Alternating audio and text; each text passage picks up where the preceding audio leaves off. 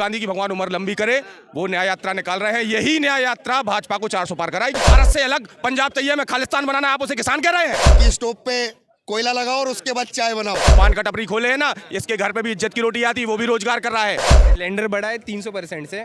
मेरे पास इतने ठगबंधन वाले हैं ना, इनके लिए ये डर बहुत अच्छा है मोदी का। अभी के कहना है महंगाई देश में बहुत बढ़ गई है, 700 रुपए हमें कम पड़ रहे हैं, क्योंकि अब हमें कल से हमारी कैपेसिटी बढ़ेगी और हम 2 क्वार्टर। किसी के बाप की औकात नहीं है मोदी जी की ख्याति कम करने की। महंगाई बेरोजगारी पर चर्चा क्यों नहीं हुई? क्यों धर्म पे अकेली चर्चा हुई कि हिंदू मुस्लिम होगा? महंगाई बेरोजगारी भी तो मुद्दा है ना देश का। साहब, देश के युवाओं ने ये समझ लिया है कि सरकारी नौकरी का मतलब ही रोजगार होता है। ऐसी बात नहीं है। ये जो युवा खड़े हैं 35 साल तक पहले तैयारी करते हैं पीएससी की, यूपीएससी की, तब तक हाथ पैर में लग जाती है जंग। यदि इनसे बोले कि कोई घर का काम ऐसा कर लो रोड पे खड़े होके, तो उनको उसमें रोजगार नहीं देगा। यदि आपका परिवार सम्मान की 2 रोटी घर पे खा रहा है कहीं से कमा के, तो वो भी रोजगार होता है। सरकारी नौकरी केवल रोजगार नहीं होती। इनने कहा कि भैया 1 लाख का पैकेज मिलेगा, हमें वही नौकरी चाहिए तभी रोजगार मिलेगा। रोजगार भैया आपके हाथों से ही व्यतीत किया जाता है। ये जो पान का टपरी खोले है ना, इसके घर पे भी इज्जत की रोटी आती, वो भी रोजगार कर रहा है। तो ये जो रोजगार चिल्ला रहा है ना, रोजगार भी है। और 140 करोड़ की पॉपुलेशन करो आप, बच्चे पैदा करो आप, और सरकार आपके घर घर में जाके कहे उठो भैया आपके घर में 12 बच्चे पैदा हो गए, आप 5 को सरकारी नौकरी लगा दे रहा है। ये करे सरकार। अब सरकारी नौकरी नहीं दे सकते तो ठीक है, सरकार नहीं दे, लेकिन एमएसपी तो दे दे किसानों को। किसानों को देना चाहिए। किसान आए तो सही। आए तो है, बॉर्डर पे बैठे हुए। किसान दिख रहा कहाँ है? हरियाणा बॉर्डर पे कहाँ किसान है? वो फिर कौन है? भिंडरेवाला की ट्रैक्टर पे तस्वीर लगाए हैं, खालिस्तान की मांग कर रहे हैं, वो किसान है? कैसी बात कर रहे हैं आप? जो कह रहा है कि मैं भारत से अलग पंजाब तैयब में खालिस्तान बनाना, आप उसे किसान कह रहे हैं? आप उसे नेता कह रहे हैं? कैसी बात कर रहे हैं आप? किसान नहीं है ये। किसानों के आंदोलन में कोई आएगा तो उसे किसान ही गिना जाएगा ना जी। किसानों के आंदोलन में यदि हम मजदूरों को ले जाए 500 रुपए के, क्या हो बेटा हम तुम्हें 500 रुपया दिन देंगे, रोटी खाना कपड़ा मकान देंगे, और तुम ट्रैक्टर में बैठ के चलो, तो ये किसान हो गए हैं? कैसी बात कर रहे हैं भाई साहब आप? ये कोई किसान नहीं है, ये कोई आंदोलन नहीं है। आंदोलन होता तो 4 महीने पहले भी आ सकता था। अप्रैल में चुनाव है, फरवरी में इन्हें तैयारी शुरू कर दी। अच्छा, उनमें से कुछ लोग बोल रहे हैं मोदी जी की ख्याति राम मंदिर की वजह से बढ़ गई। एक तरफ मोदी का मोदी हो रहा है, उनकी ख्याति को कम करना है, उनकी वैल्यू को गिराना है, इसलिए हम मजदूरों की लड़ाई भी हम लड़ेंगे, व्यापारियों की लड़ाई भी हम लड़ेंगे। किसान बोल रहे हैं सारी लड़ाइयाँ हम लड़ेंगे। किसी के बाप की औकात नहीं है मोदी जी की ख्याति कम करने की, किसी के बाप की। और रही बात राम मंदिर की, तो राम मंदिर नहीं है, वो राष्ट्र मंदिर है, और सारे सनातनी है। चलो ठीक है, आपकी भी मान ले रहे हैं, सबकी मान ले रहे हैं। हम तो इस बार केवल राम मंदिर को देके वोट देंगे। हम तो केवल राम मंदिर पे वोट पड़ना चाहिए, विकास और विकास पे भी पड़ेगा वोट। भाई जी काशी के भी नाम पे वोट पड़ना चाहिए। हम तो कह रहे हैं ना, आप ले आओ ना काशी, जो महादेव को लाएंगे हम उनको भी ले आएंगे। है औकात तुम्हारे अंदर लाने की? हम कह रहे हैं ना, आप कन्हैया को ले आओ, हम कन्हैया पे वोट दे देंगे। आपके अंदर क्षमता होनी चाहिए कि आप जन भावनाओं का सम्मान कैसे करेंगे, उसका उपहास उड़ा के या उनको सम्मानित जो उनके साथ बढ़ेगी उस पे भी वोट दे देंगे, बेरोजगारी बढ़ेगी उस पे भी वोट। पत्रकार साहब, महंगाई की लड़ाई इनके बाप लड़ा करते थे, और बाप लड़ते लड़ते चले गए और बेटा लड़ते लड़ते बूढ़ा हो लिया। ये यूथ है, इससे पूछेंगे महंगाई बेरोजगारी है कि नहीं देश? हाँ ये तो सही। हाँ कहाँ कहाँ है महंगाई यार, बहुत जगह है। गैस देख लो, या फिर देख लो, कैश देख लो, गैस अच्छा। फिर बाद में जैसी छोटी छोटी चीजें, छोटी छोटी चीजें मतलब शुगर के रेट देख लो, वीट के रेट देख लो। गैस कितने की आती थी? 400 रुपए। अरे अच्छा, और कै दिन में आती थी? जब कै दिन में आती थी गैस आपके पास? हाँ, घर पे ही आती थी या लेने जाते थे? फिर गलत कह रहे हो आप।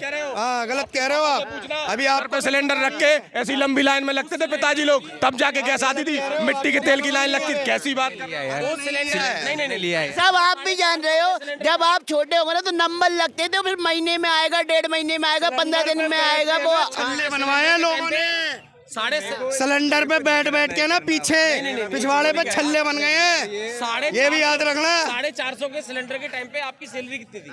मेरी सैलरी, मैं अभी 20 साल का हुआ है। साल का हो। आपके पापा के टाइम पे सिलेंडर आता था, उस टाइम जब सिलेंडर था 450 रुपए का, तो आपके पापा की सैलरी कितनी थी? मेरे पापा की सैलरी होगी 40-30 हजार रुपए। आज कितनी है? आज 60-70 हजार रुपए। सिलेंडर कितने रुपए बढ़ा है? सिलेंडर बढ़ा है 300% से। मेरे पापा की सैलरी बढ़ी 700 रुपए बढ़ा है आपके हिसाब से? परसेंट बोल रहा हूँ। पापा की सैलरी कितने परसेंट बढ़ी है? 300%। 300% कि 300 रुपए? 300% बढ़ गया, मतलब 100% है। तो हाँ 200% भर गया, सॉरी 200%। भैया अपने पिताजी से जाके आज भैया एक मजदूर से पूछो, आप एक मजदूर से पूछो, एक मजदूर लेबर मिस्त्री ये सिर पे तसला उठाने वाला भी आज 600 दिल्ली में 700 रुपए लेके जाता है भैया। 700 रुपए मतलब 21,000 रुपए महीने कमा रहा है वो और मजदूरी कर रहा है। अब यदि भैया आप शाम को आपको 150 रुपए का एक क्वार्टर लग रहा है और उसके बाद आपको चकना में चिकन बिरयानी लग रही है और उसके बाद आपके लिए कहना है कि नहीं यार एक क्वार्टर का बच्चा और लगना है और फिर आपको पी के कहना है महंगाई देश में बहुत बढ़ गई है, 700 रुपए हमें कम पड़ रहे हैं क्योंकि अब हमें कल से हमारी कैपेसिटी बढ़ेगी और हम 2 क्वार्टर पियेंगे। तो उनको महंगाई बढ़ गई है। तो मुद्दा नहीं है महंगाई कोई बेरोजगारी, मुद्दा नहीं है, कहीं महंगाई नहीं बढ़ी है। मोहब्बत की दुकान मुद्दा है कि नहीं है? मोहब्बत की दुकान मुद्दा है। राहुल गांधी की भगवान उम्र लंबी करे, वो न्याय यात्रा निकाल रहे हैं, यही न्याय यात्रा भाजपा को 400 पार कराएगी। किसके साथ अन्याय किया है भाजपा ने जो न्याय यात्रा निकाली जा रही है? सरकार ने किसके साथ अन्याय किया? अन्याय हुआ है, अन्याय हुआ है, अन्याय हुआ है, अन्याय हुआ है भ्रष्टाचारियों के साथ, अन्याय हुआ है घोटालेबाजों के साथ, अन्याय हुआ है जिहादियों का समर्थन करने वालों के साथ, अन्याय हुआ है जो मुस्लिम करते थे उनके साथ, जिनको केवल मुसलमान दिखते थे अब उनको हिंदू भी दिख रहे हैं। जो पहले कहते थे कि मुसलमानों का इस देश की संपत्ति पे हक है, अब वो कह रहे हैं कि हिंदुओं को ऐसा क्यों दिया जा रहा है। शौचालय कितने बन गए आपको पता है? 12 करोड़ से ऊपर शौचालय इस देश में बन चुके हैं। माताएं बहनें भैया सुबह सूरज उगने के पहले लेटरिन जाती थी और शाम को अंधेरा होने का इंतजार करती थी कि अंधेरा हो जाए उसके बाद हम लेटरिन करने के लिए जाएंगे। और आज घर घर शौचालय बन गए तो पेट में तकलीफ हो रही है विपक्ष के। झुग्गी झोपड़ियाँ ट्रेन के आसपास आपने देखी होंगी, पन्नी की लगी हैं। आज आप जाके देखिए प्रधानमंत्री आवास, मुख्यमंत्री आवास, ये बन गए 4 करोड़ से ऊपर घर बन चुके हैं आज तक। ये कौन दे रहा है? ये कहाँ से आ रहा है? क्या है? मैं कुछ करना जरूरी है क्या? मैं बेरोजगार आदमी हूँ क्या नाम है? लेकिन मैं खुश हूँ। नाम क्या है आपका? नाम क्या है? कपिल स्वामी। मुझे लग रहा है सरकार के ऊपर रिसर्च करते हैं आप। सरकार के ऊपर रिसर्च करते हैं, लग रहा करना चाहिए। एक पढ़े लिखे और जागरूक युवा होने के नाते आपको जानकारी रखनी चाहिए आपकी सरकार क्या कर रही है। केवल अंधभक्त यदि हाँ हमसे बोलो तो मैं हूं, लेकिन मैं वैसा अंधभक्त नहीं हूं कि मुझे आंखें बंद करके केवल मोदी का विरोध करना है। नहीं, इतने लोग जो मोदी का विरोध करते हैं इनको 10 साल में मोदी की एक अच्छाई दिखी नहीं। इनसे पूछा जाए तो इनकी मम्मी भी शाम को इंतजार करती थी कि भैया अंधेरा हो जाए तो हम चले जाए लोटा लेके, लेकिन अब इनके घर में मोदी का शौचालय बना है, मोदी के मकान में रह रहे हैं, 3 साल से फ्री का राशन पा रहे हैं, उसके बाद कहेंगे मोदी ने हमारे लिए किया क्या है। लेकिन बेरोजगार होने के नाते रोजगार तो आपको भी मांगना चाहिए ना सरकार से। किसको? मैं खुश हूँ भैया, मैं तो पान का टपरा लगा रहा हूँ। रोजगार है कि नहीं? कहा भी बेरोजगार हूँ मैं, अब पान का टपड़ा तो रोजगार हुआ।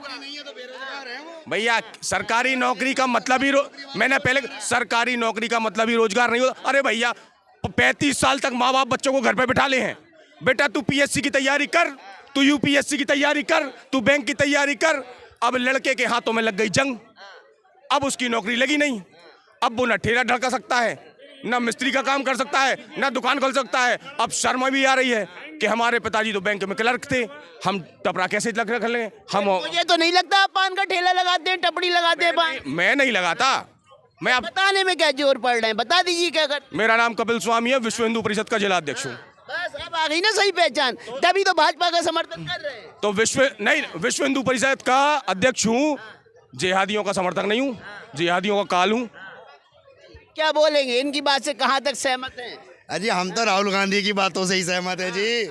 जब से हमें उसने एक आविष्कार बता दिया कि स्टोव पे कोयला लगाओ और उसके बाद चाय बनाओ, तो अभी तक वो चाय नहीं। अभी उनकी एक रील वायरल हो रही है कि अगर मजदूर के हाथ में टेलीविजन होता, अगर किसान के हाथ में टेलीविजन होता, व्यापारी के हाथ में टेलीविजन होता, तो 24 घंटे लोग हम ही को देख रहे हो, तो मतलब राहुल गांधी को देख रहे हो। तो इनके भी तो हाथ में लव लेटर है वो मोबाइल वाला, ये अपने आप को ही देख लें उसमें, बस वही बहुत है इनके लिए। इतना जनता के पास समय नहीं है। उनका कहने का मतलब है मीडिया उन्हें दिखा नहीं रही है। अगर मजदूर के हाथ में टेलीविजन होता, टीवी होती, तो 24 घंटे देखना होता। जब तो मैंने आपको बोला कि उनके हाथ में भी एक लव लेटर है, उस फोन में ये अपने आप को देख ले। जनता पे समय नहीं है व्यर्थ के फालतू नेताओं को देखने का, वो केवल मोदी और मोदी की नीतियों को देख रहे हैं, क्योंकि इनकी नीति देश हित में नहीं थी कभी भी। क्या होता है राहुल गांधी, आप पहले कहाँ से लड़ते थे? अमेठी से।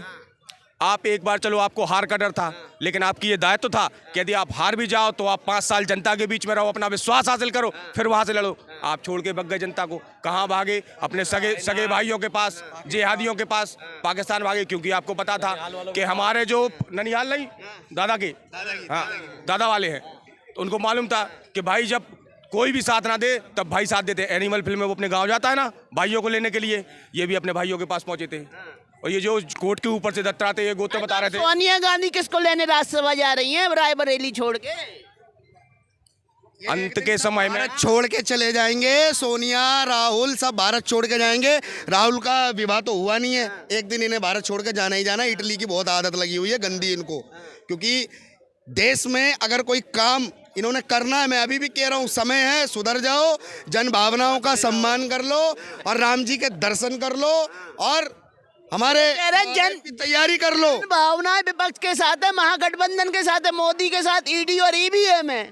देखिए ये जितने ठगबंधन वाले हैं ना, इनके लिए ये डर बहुत अच्छा है मोदी का, और ये होना चाहिए। 2014 में मोदी जी आए, ईवीएम किसके अंडर कंट्रोल थी? किसके अंडर कंट्रोल थी? कांग्रेस के। तब तो ईवीएम हैक नहीं हुई थी। हिमाचल प्रदेश में सरकार बनती है ईवीएम हैक नहीं होती है, कर्नाटक में सरकार बनती है ईवीएम हैक नहीं होती है। लेकिन यदि मध्य प्रदेश, छत्तीसगढ़, राजस्थान में सरकार बन जाती है तो ईवीएम हैक हो जाती है। इनको ये पता है कि चोर की डाली में तिनका, इनको मालूम है कि 400 से ऊपर भाजपा की सीटें आने वाली हैं, इसलिए ये ईवीएम करो न कर रहे हैं। और सरकार 400 सीटें आने से कोई नहीं रोक सकता है। धन्यवाद।